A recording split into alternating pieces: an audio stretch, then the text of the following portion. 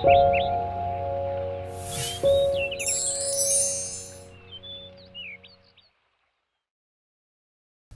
오늘 우리에게 주시는 말씀 나눌 때 주님이 복을 베푸시는 말씀으로 우리의 삶에 복을 베푸시는 그런 큰 은혜가 저와 여러분에게 있기를 바랍니다. 요셉의 형제에게 마지막으로 그 진면목 테스트가 있었습니다. 그랬죠. 우리 지난주 말씀 잘 기억하시죠? 베냐민의 배낭에서 은잔이 나왔어요. 그럴 때 하나님께서는 너희의 마음의 배낭에서는 무엇이 나오는지 한번 보자. 이렇게 지금 하시는 겁니다. 그때 유다가 나섰죠. 그래서 유다가 입술을 열어서 그의 그 심령의 배낭에서 나온 게 뭐였죠? 거룩한 중보가 나왔어요. 거룩한 중보. 자, 그게 나온 게 어떤 자기 의나 시기나 이런 것이 아니었습니다. 그게 너무너무 중요한 거였죠. 그 막 틈만 나면 부르던 그 노래가 있었지 않습니까? 그 무슨 노래죠, 그게? 나나나송이었어요. 나나나송. 2절은 너너너 얘 제게 3절 계속 이어지는 그 노래가 아니었다는 게 중요해요. 그 나온 게. 네. 죄의 회개, 아버지와 형제에 대한 사랑, 그리고 그 성취를 위한 나의 중보. 이것이었습니다. 나이기는 하네요. 나이기는 해요. 근데 내가 남겠다라고 하는. 그리고 베냐민 또 아버지 그들을 살려주십시오 하는 그런 정말 거룩한 중보였습니다. 그게 나왔어요. 그게 진면목이 됐어요. 이게 하나님 빚으신 거예요. 이어서 오늘 우리에게 주시는 말씀 45장은 이렇게 시작합니다. 1절과 2절을 보면 요셉이 시종하는 자들 앞에서 그 정을 억제하지 못하고 소리질러 다 나가라고 하고 그러면서 2절에 요셉이 큰 소리로 우니 애굽 사람에게 들리며 바로의 등중에 들리더라. 큰 울음. 그러니까 정이 억제하지 못하고 터져나오고 울음이 억제하지 못하고 터져나왔어요. 자, 이 45장이 우리 요셉 말씀 나누고 있는 이 말씀 절정 부분입니다. 절정. 이 절정에 오늘 우리가 이르렀는데 한번 이 부분을 잘 다시 한번 정말 보시죠. 44장, 45장이 절정인데 44장의 그 형들의 변화, 이것은 마치 말하자면 어떤 강과 같은 것이었습니다. 강. 이 강을 건너면 다른 세상이에요. 완전히 다른 세상이에요. 감동한 요셉이 자신을 밝히죠. 형들을 용서하죠. 진정으로 하나가 되죠. 야곱과 70인의 그 대가족이 요셉에게로 와서 복된 삶을 살아갑니다. 근데 이 44장에 이 마지막에 있는 이 강을 건너지 못하는 그런 아픔의 가정이 많이 있어요. 가정만이 아니라 교회, 일터, 어떤 공동체, 어떤 관계든지 이 강이 크고 이걸 넘지 못하면 계속해서 갈등, 아픔, 다툼이 생겨요. 하나님의 오랜 역사하심은 지금 뭐냐 하면 이 강을 어떻게 하는 거예요? 어떻게든 건너게 하시는 거예요. 그게 하나님의 역사하심이에요. 우리 저 뒤에 가면 이스라엘 백성들이 출애굽할 때 어디를 건너죠? 홍해를 건너죠. 눈에 보이는 큰 바다. 그 홍해를 건너게 하신 것도 하나님의 역사이고 지금 여기에서 이 제발 44장 마지막에 이 강을 건너게 하시는 것, 이것도 하나님의 계속된 역사하심이에요. 1절에 나와 있는 정을 억제하지 못했다. 이걸 억제하지 못했다. 이게 여러분 우리에게 큰 도전이 되고 깊은 의미가 돼요. 지금 여러분 요셉이 가해자인가요? 피해자인가요? 요셉이 피해자죠. 피해자로서 용서합니다. 자, 중요한 건 이 용서는, 피해자로서의 용서는 가해자인 형들의 회개와 변화에 대한 억제할 수 없는 반응으로서 나온 거죠. 그렇죠? 그 정을 억제하지 못했다는 것. 거부할 수 없는 응답으로서 나온 겁니다. 1절에서 이 말씀을 이 정점에서 이 역사가 어떻게 이루어져 가는 걸 잘 보는가가 너무너무 중요해요. 가령 이 부분에 이것과 관련해서 오해가 굉장히 많습니다. 우리 기독교와 교회는 용서와 사랑을 말하죠. 용서와 사랑을. 근데 그게 여러분 무조건적인 용서이고 무조건적인 사랑인가요? 어떻게 생각하셔요? 무조건적인 용서인가요? 우리 누가복음 17장 3절과 4절 말씀 한번 보시죠. 자, 하이라이트된 부분을 보면 3절에 죄를 범하거든 어떻게 하고요? 경고하고 회개하거든 용서하라. 또 17장 4절에도 7번 돌아와 하루에 7번이라도 그 말씀 우리가 잘 아는 것인데 하이라이트된 부분은 와서 뭐라고 하면요?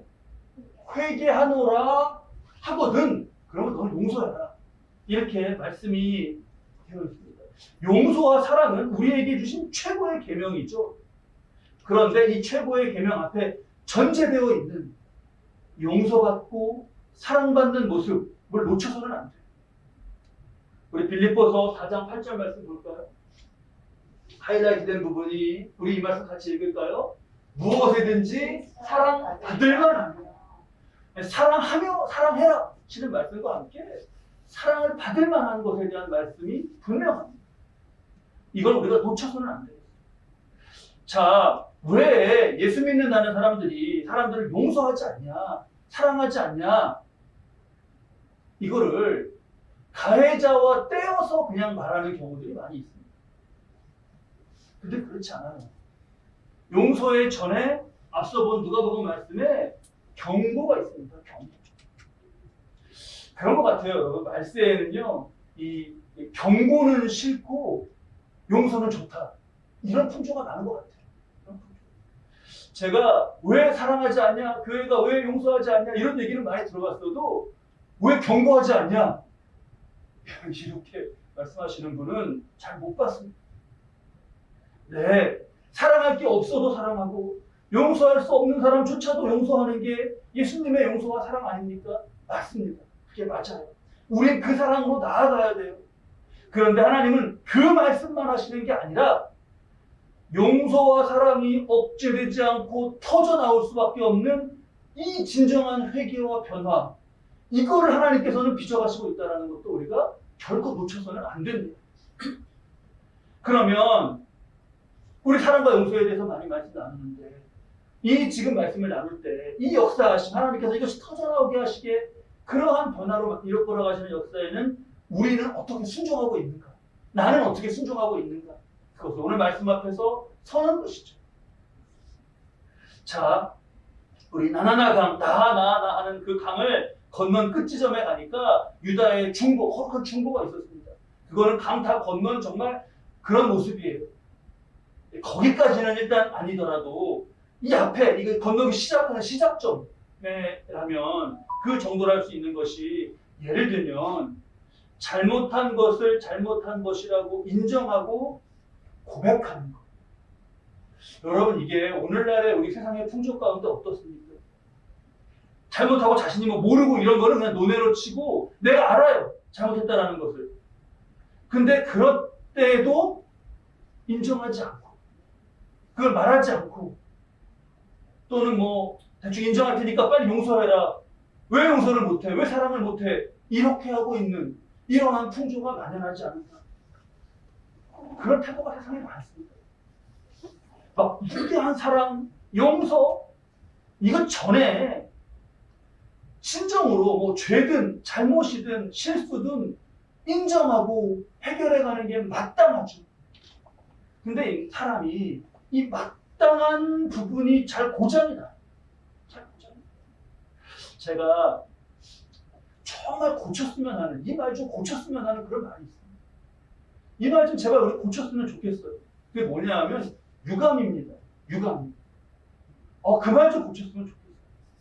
정확히 사과하고 잘못했다 또는 뭐 미안하다 이렇게 말해야 될 그 부분에 유감입니다. 이렇게 하고 그냥 넘어가요. 근데 저는 이해를 못하겠어요. 아무리 사전을 찾아봐도 유감이 뭐냐면 여러분 유감입니다의 유감이 마음에 차지 아니하여 섭섭하거나 불만스러운 느낌이 남아있는 듯 하다. 아니 잘못했으면 잘못했다지 어떻게 그런 불만스러운 느낌이 남아있는 듯하다. 이렇게 유감입니다 할 수 있습니다.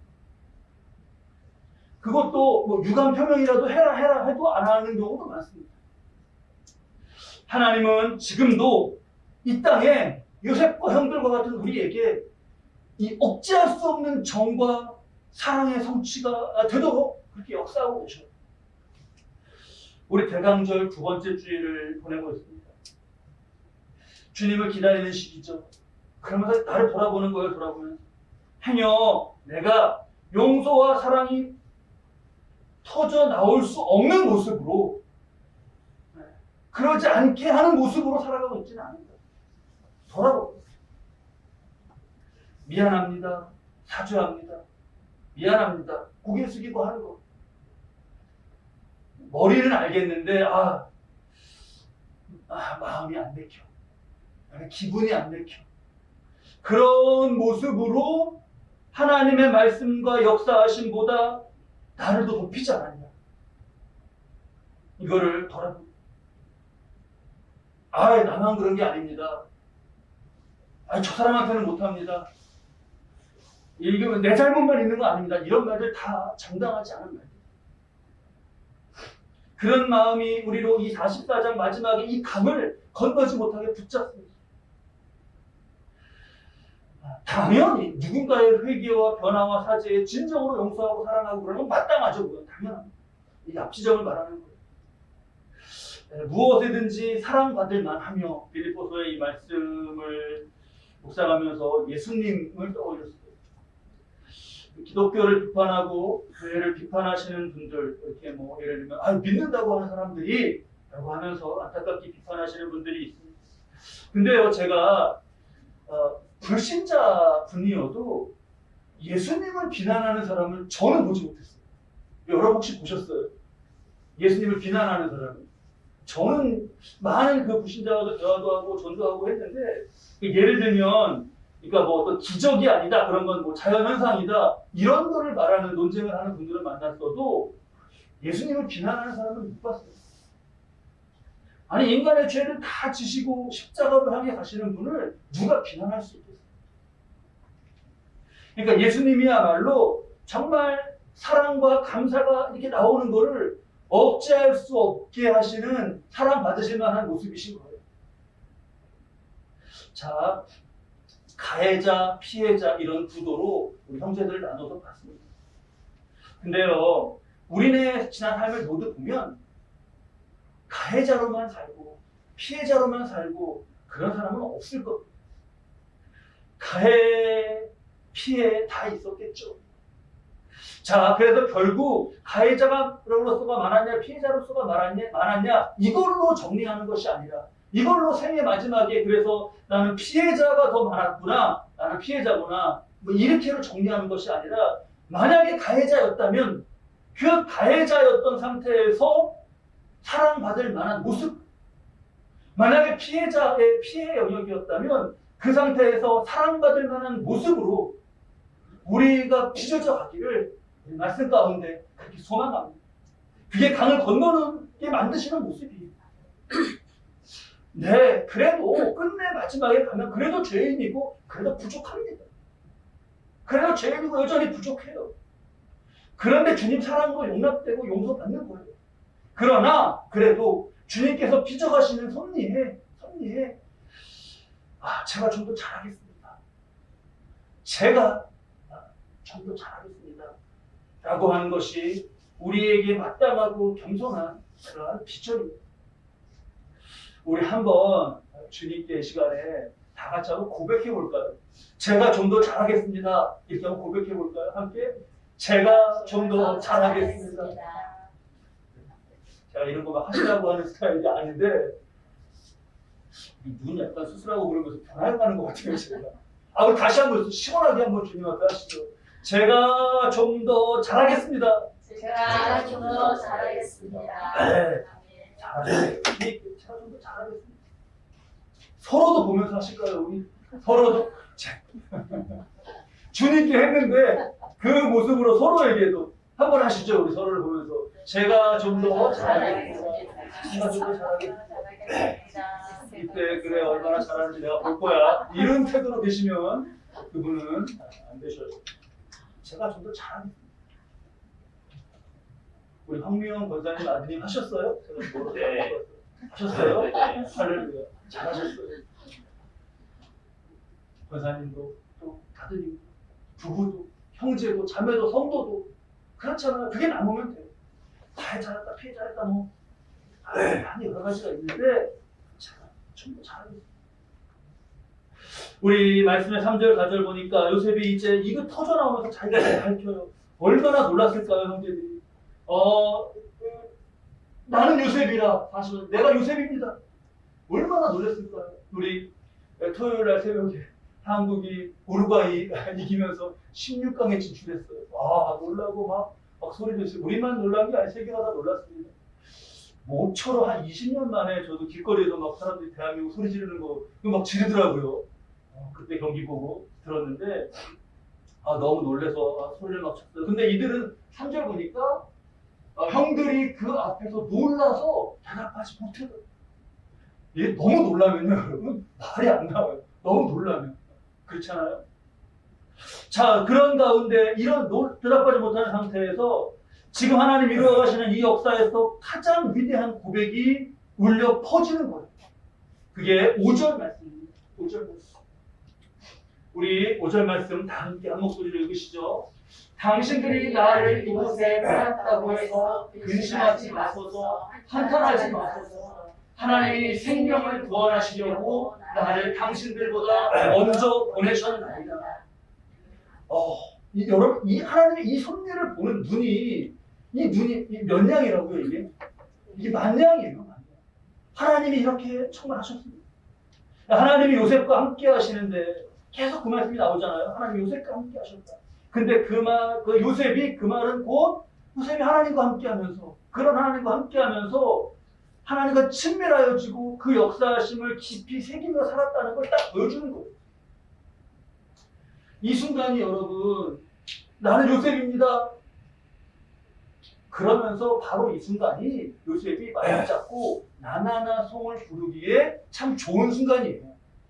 그렇잖아요. 내가 17살, 형들이 나 17살에 살았을 때, 내가 그때 잘해가지고 보디발의 집에서, 내가 그때 감옥에 갔는데 내가 또 얼마나 잘했는지 그 노래가 딱 모여지는 자리예요. 근데 그게 아니잖아요. 그게 아니에요. 7절 말씀도 볼까요? 다시 함께 얘기합니다. 하나님이 큰 구원으로 당신들의 생명을 보존하고 당신들의 후손을 세상에 두시려고 나를 당신들보다 먼저 보내셨다. 하나님이 이거 하신 겁니다. 이걸 고백할 수 있다는 거 너무 놀랍죠. 당신들의 생명을 당신들의 후손을 세상에 두시려고 나를 당신들보다 먼저 보내셨으니까 내가 이들과 하나님 사이에서 어떤 역할이 되는 거예요? 중보자가 되는 거예요. 유다도 거룩한 중보가 나왔잖아요. 요셉도 그 중보자로서의 삶을 발견해서 가라는 거예요. 우리 하나님의 이 역사하심을 잘 정말 새기고요. 그리고 중보는 지난 주일에 우리 유다를 보면서 중보에 대해서 잘 보았는데 오늘은 이 점을 한번 우리가 깊이 있게 생각해 보겠습니다. 이 하이라이트 지점에서 뭐냐면 요셉의 지난 삶에 여러분 어려움도 있고 고난도 있었죠. 그렇죠. 요셉의 지난 삶에 어려움과 고난이 있었습니다. 이게 얼마나 힘들었을까. 누구도 하나님이 이렇게 나를 당신들보다 먼저 보내신 겁니다. 이렇게 누구도 다른 사람은 말할 수가 없어요. 이게 요셉이 자신이 말하니까 은혜로운 거지. 만약에 다른 사람이 여기서 야 노예되었다고 슬퍼하지 마. 하나님이 하신 거야 너. 그러면 어떻겠어요? 그렇게 들으시면 열받죠. 화납니다. 요셉이 자신이 어려울 때도 이렇게 가만히 보니까 하나님의 은혜가 섭리가 있는 거예요. 그래서 내가 더 잘하자라는 마음으로 믿음으로 성실했습니다. 그때 이걸 보는 거죠. 그때 물론 내 생각으로는 좀 이렇게 되고 저렇게 되면 좋겠다라는 게 있을 수 있습니다. 그랬잖아요. 요셉에게도 분명히 있었을 거 아니에요. 사람일진데. 근데 그게 좀 그렇게 되었었어. 이게 이렇게 되었어야 되는 건데 라고 그렇게 되었더라면 이라고 우리가 가정할 때 그렇게 되었더라면 그게 과연 복이 될 것인가 나중에 이거에 대해서 인간은 확신을 할 수 있나요 없나요? 여러분 어떻게 생각하셔요? 그걸 우리 인간이 이게 이렇게 되었으면 이렇게 돼야 돼갖고 이게 그렇게 돼서 이게 마침내 복이 될 것이라는 걸 우리는 확신할 수가 없어요.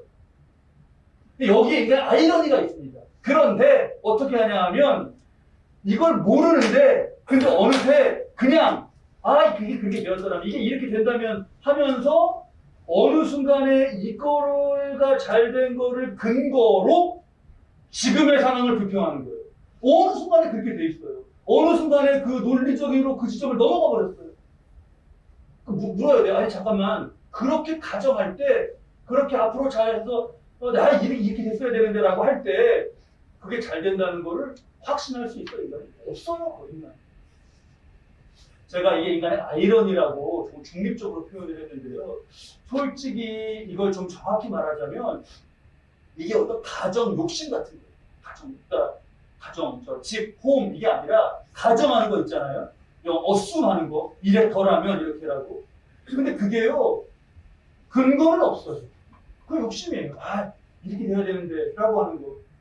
그렇게 되면 그렇게 돼서 그 복이 될 거라는 거를 확신해? 그게 우리 대답할 수 없다는 거죠. 자, 여러분 우리 잠깐만 한 2, 3분만 여기 좀 신학적으로 좀 어려워지는 부분 2, 3분만 한번 잘 우리가 이걸 짚어보시죠. 그 중세 몰리나라는 신학자로부터 시작된 그런 이해인데 이게 중간 지식이라고 부르는 그런 그 용어를 붙였어요. 이게 뭐냐면 하나님이 인간의 삶을 다 예정해 놓으신 건가? 어떻게 생각하셔요? 근데 살아보면 그렇다고 하기에는 인간의 이 자유의지에 따라서 바뀌는 게 많이 있지 않습니까? 그렇잖아요? 그러면 다 인간이 자기가 어떻게 하느냐에 따라서 결정되는가? 그러기엔 하나님께서 우리의 삶을 인도하시는 그런 섭리와 이런 걸 우리가 어느 정도로 느낀단 말이에요. 그러니까 이걸 푸는 게 굉장히 어려운 문제였어요. 그래서 몰리나는 가만히 보니까 하나님의 전지전능하심이 있고 하나님의 의지가 있으시단 말이에요. 근데 그거를 일방적으로 막 하나님이 사용하시는 게 아니에요. 근데 중요하게 사용하십니다. 신비로운 지점이죠. 그러니까 그를 가장 잘 아시는 분이에요. 하나님이.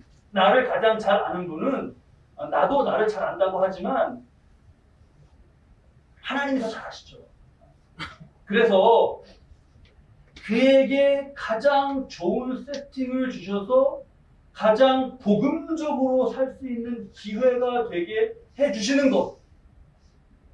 이 하나님의 역사에 대해서 몰리나가 그걸 정리해 간 거예요. 이게 어렵죠, 개념이. 어렵습니다. 근데 막 이게 너무 예정과 하나님, 인간의 자유의지와 이 부분에서 풀어가는 그 영역으로 가니까 이게 어려워져요. 근데 약간 이게 인간계의 가족 예를 생각해 보면 이게 조금 우리가 좀 접근이 쉬워집니다. 가족을 최고수로 잘 두는 사람이 하수랑 두는 거예요. 못 두는 초보자라.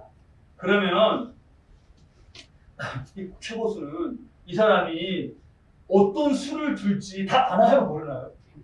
다 알죠. 다 알죠. 이 최고수인데 이 초보가 어떻게 둘지. 그러니까 내가 어떻게 하면 이 사람이 어떻게 실수를 할 거라는 경우의 수를 다 압니다. 그런 상태에서 두는 거예요. 그런 상태에서 두면서 하수 수준에서 실수가 되지 않을 정도의 그런 것으로 부어가 줄 수 있어요. 그렇죠? 그래서 판이 다 끝난 다음에 이 하수가 내가 내 결정으로 이 바둑을 뒀다라고 자기는 생각하겠죠. 자기는 그럴 거 아니에요? 내가 이렇게 해서 내가 뒀다라고. 근데 그게 상대가 그 안에 인도해주고 이끌어준 그게 있는 거예요. 이 섞여 있는 거예요. 이 판은 나의 정말 여태까지 둔 바둑 중에 베스트 대국이었어. 가 될 수 있어요. 근데 가만히 생각해도 아까 다르게 두었더라면 다른 쪽으로 그때 그랬더라면 이라고 생각할 때 그 부분이죠. 그게 가정 욕심이 되는 거예요. 그랬으면 더 망할 바둑을, 대마가 다 죽고 막 그럴 바둑을 고수가 멋진 판이 되도록 이렇게 이끌어가 준 그런 면이 있는 겁니다. 자, 몰리나의 이 중간 지식은 그래서 그러니까 말씀에 하나님이 우리가 살 연대와 지역을 정하셨다 이런 말씀이 있잖아요. 그것까지도 이렇게 이해할 수 있는 거구나 라고 말씀을 더 이해해 가는 데 있어서 아주 중요한 도움이 됐어요. 여기까지입니다. 이 신학적 이해가. 이런 깊은 신학적 이해를 우리가 함께 나눌 수 있다는 게 너무 감사하네요. 자, 그러면 이러한 이해를 가지고 요셉의 지난 삶을 복습으로 우리가 쭉 보면서 지금 절정에 이르렀는데 복습으로 지난 삶을 한번 보고 적용해 보시죠. 애굽으로 팔려가지 않았더라면 애초에 그렇잖아요. 그렇게 전제할 수 있잖아요. 애초에 애굽으로 팔려가지 않았더라면 요셉이 그러면 목사님 당연히 더 나았죠. 요셉의 삶이 노예부터 시작했는데. 근데 여러분 이 가정이 맞나요? 이 가정의 끝이 복으로 될 거라고 확신하실 수 있습니까? 그럴 수가 없어요.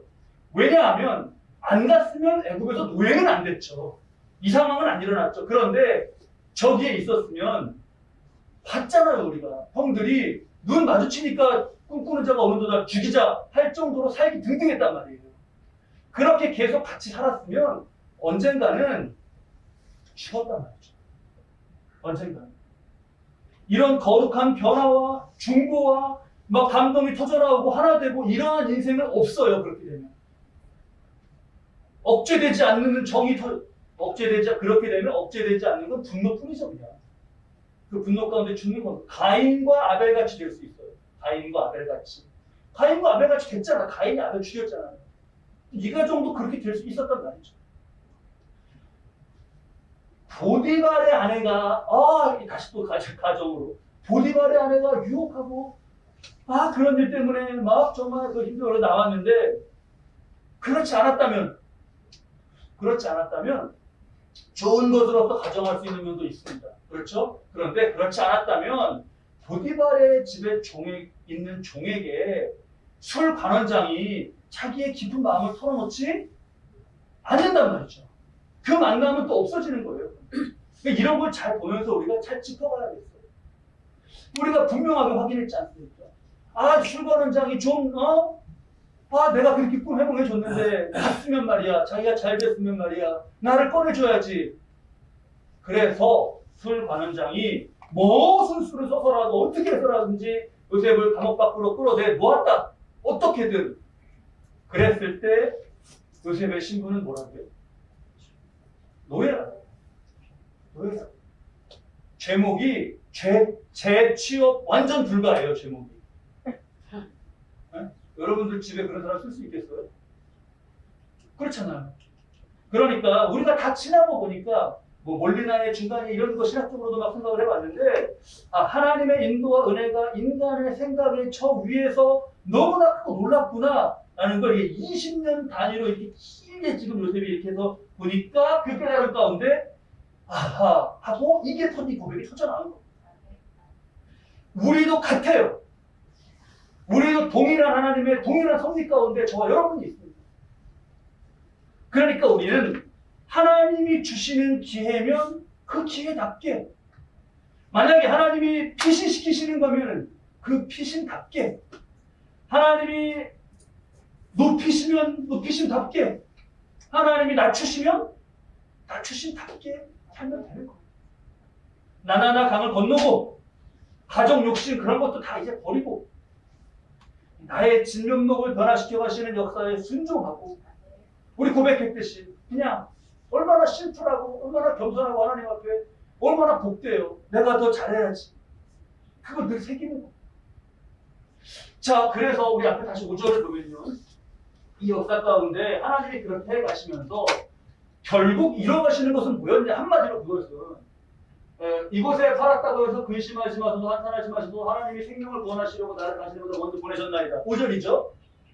7절에 다시 고백할 때 앞에 5절과 공통되게 있는 말씀이 뭐죠? 나를 먼저 보내셨나이다. 그쵸? 그게 하나님의 이루어가신 사건이죠. 공통적이죠. 무엇 때문에가 있죠? 5절, 7절 왔다 갔다 한번 보여줘보셔요. 그래서 공통점 한번 찾으시죠.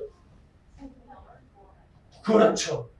5절에도 생명을 구원하시려고, 그 다음에 7절에도 당신들의 생명을 보존하고 하나님 이 큰 구원으로, 그렇죠? 결국은 그래서 하나님께서 이 일 가운데 이뤄가시는 그 일에 딱 두 글자로 정리하면 뭔 거예요? 구원인 거예요.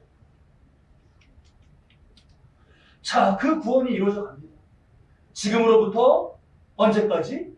영원까지. 이거예요. 하나님께서 이렇게 일하시면서 그러니까 정리가 딱 되시지 않으셔요? 일해가시면서 결국은 그건 뭐냐? 구원입니다. 지금 이 삶에 우리의 이 땅의 삶부터 영원까지. 그 이들의 앞날을 먼저 이 땅의 삶의 앞날을 한번 보시죠. 8절과 10절 보겠습니다. 그런즉 나를 보내시는 당신들이 아니요 하나님이죠. 또 고백하죠. 8절에서 이거예요. 다시 한번 8절을 보시겠어요. 그래서 하나님이 나를 바로에게 아버지로 삼으시고, 이게 뭐 이렇게 무슨 나이로 아버지라 이런 게 아니라 바로의 마음은 지금 그냥 신분만 왕이지 총리가 시키는 대로 다 해야 돼요. 나라 망하고 살 게 다 여기 달려있잖아요, 지금. 그래서 아버지 같이 된 거예요. 이렇게 하셔야 됩니다, 그러면은 찍고, 이렇게 하셔야 됩니다, 그러면 거기다 또 찍고 이렇게 하는 거예요. 자, 그랬죠. 그러면서 아버지로 삼으셨습니다. 그 다음에 9절. 그래서 당신들은 속히 아버지께로 가서 요셉에게 이게 이렇게 하셨으니까 10절에 아버지의 아들들과 아버지의 손자들과 아버지의 양과 소와 모든 소유가 고센 땅에 머물며 나와 가깝게 하소서. 이게 이 땅에서의 구원이잖아요. 그렇잖아요. 거기 있어봐야 가나안에서 맨날 그게 아니라 여기 와서 고센 땅에 머물며 나와 가깝게 하소서. 주님, 이 영광의 역사죠, 이게 진짜. 자, 그 다음에 어떻게 되나요, 말씀이?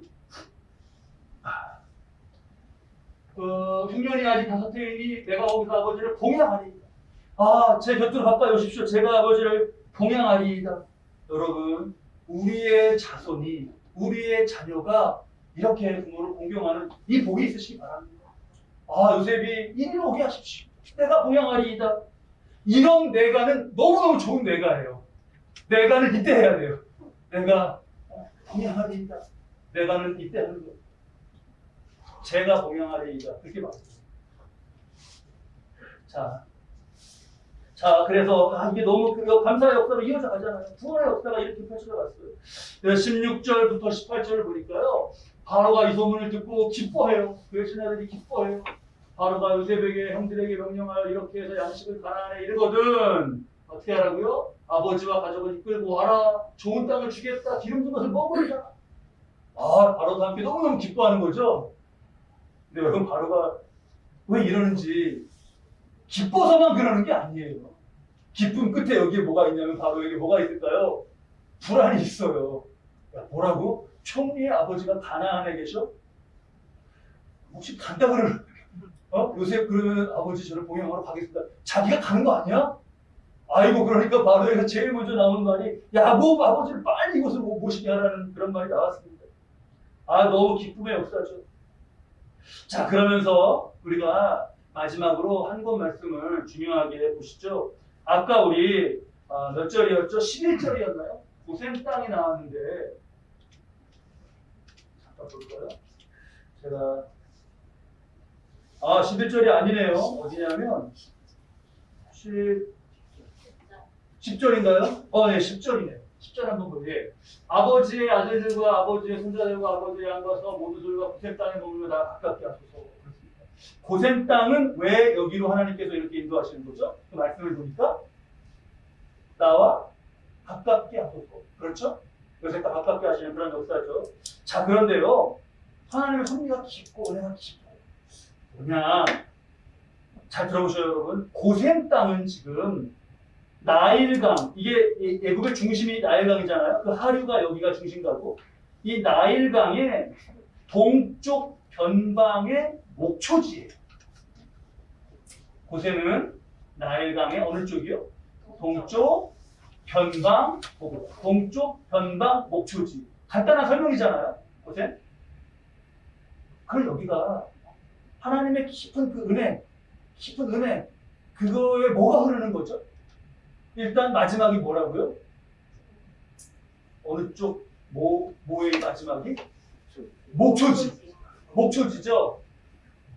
야곱은 아버지 아들과 아버지의 손자 양과 소와, 그죠? 야곱은 뭐 하는 집이에요? 유목하는 집이잖아요. 그러니까 이게 하나님 은혜구나. 고센 땅, 그 유목지, 유목할 수 있는 목초지로 이렇게 불러서 거기 살게 하시는 거구나. 그런 은혜죠. 네. 근데 은혜고요. 근데 거기까지가 아니에요. 자, 동쪽 변방 목초지라 그랬죠. 목초지엔 그런 은혜가 있죠. 변방은요. 동쪽 변방이에요. 중심이 아니에요. 예. 집사님 다시 보이네요. 자, 동쪽 변방이에요. 우리 집사님 말씀하신 게 가장 큰 의미인데 그거가 초뒤에 역사 가운데 이루어지거든요. 그 중간에 또 뭐가 있냐 하면 변방이기 때문에 애국 그 중심에서 이루어지고 있는 태양신 숭배라든가 바로 숭배, 우상 숭배로부터 멀어요, 가까워요? 멀어요. 그래서 이 가정이 거기에서 이 우상 숭배의 영향을 덜 받고 여호와 신앙을 지켜갑니다. 고센 땅에. 이런 의미가 있어요. 그렇구나. 그래서 고센이구나. 여기까지만도 하나님의 놀라운 은혜인데 집사님 말씀하신 거. 그거 출애굽이 지금 이때로부터 몇 년 후죠? 430년 후에. 여러분 우리 중에서 430년 후를 계획하고 이사하실 수 있는 분 계셔요? 이건 인간의 것을 넘어서는 거예요. 이건. 그래서 하나님의 그 이루어가시는 역사하시다 이거에 대해서 고백할 수밖에 없는 거죠. 430년 후에 후손들은 고백할 수 있겠죠. 하나님이 이때를 위해서 430년 전에 이렇게 하셨더라고. 우리는 인간은 못합니다. 이사. 1년도 어떻게 살다가 6개월, 1년 만에 또 어떻게 될지 모르는데. 진짜 놀라운 거예요. 430년 후에 이쪽 동쪽 변방에서 이게 퍼져 있었기 때문에요. 출애굽이 굉장히 신속하고 빨리 그냥 나가버렸어요. 그냥 나가버렸어요. 서쪽 변방이었다? 그럼 이거 지나가야 됩니다. 못 지나가요. 자, 이러한 하나님의 은혜의 역사에 대한 이런 큰 헤아릴 수 없는 그런 역사에 대한 분명한 이해. 요셉의 고백을 보면서 그렇구나, 이 고백이 훌륭하구나 뿐만 아니라 그 정말 고백이 나올 수밖에 없고 그 고백이 터져 나올 수밖에 없고 그 고백을 억제하지 못하게 하신 하나님의 큰 역사하심을 우리가 분명하게 봐야겠어요. 우리로 토기장이의 집 교회가 되게 하신 것, 여기에도 분명히 하나님의 이러한 역사와 은혜가 있는 줄로 믿습니다. 또 여러분들 다른 삶의 자리도 분명히 보셔야 돼요. 다른 삶의 자리도 분명히 보셔야 돼요. 이때 왜 고생이야? 그 변방이잖아. 그거 좀 중심이었으면. 이런 가정을 하는 그 입술이 복된 거예요. 복되지 않은 거예요. 그러면 안 되는 거죠. 그러면 안 되는 거죠. 자, 우리 말씀 새기겠습니다. 예수님처럼 무엇이든지 사랑받을 만한 모습. 그렇게 주님은 우리를 오늘도 빚어가지고 계셔요.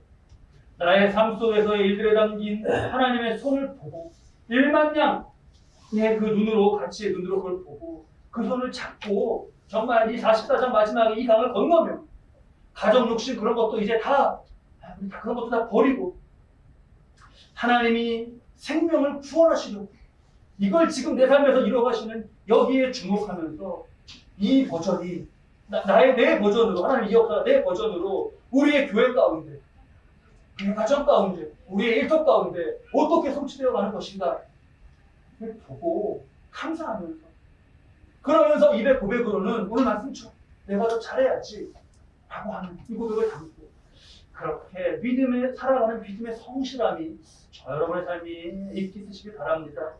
이 믿음으로 세우는 이 믿음으로 하나님께서 세워가시는데 우리 교회가 쓰임을 받고 또 가정, 가문 다 거기에 하나님께서 함께 하시는 정말 내가 공양하리이다 이런 사랑과 은혜가 엄청 많은 그러한 삶으로 하나님께서 이끌어 주시고 그래서 그 애굽에서 하나님을 증거 그 우상 천지에서 하나님을 증거하고 하나님의 영광을 돌리게 하시면서 살아가신 역사, 그것이 오늘 우리의 자리에서 여러분 통하여 성취되기를 주님의 이름으로 축원합니다.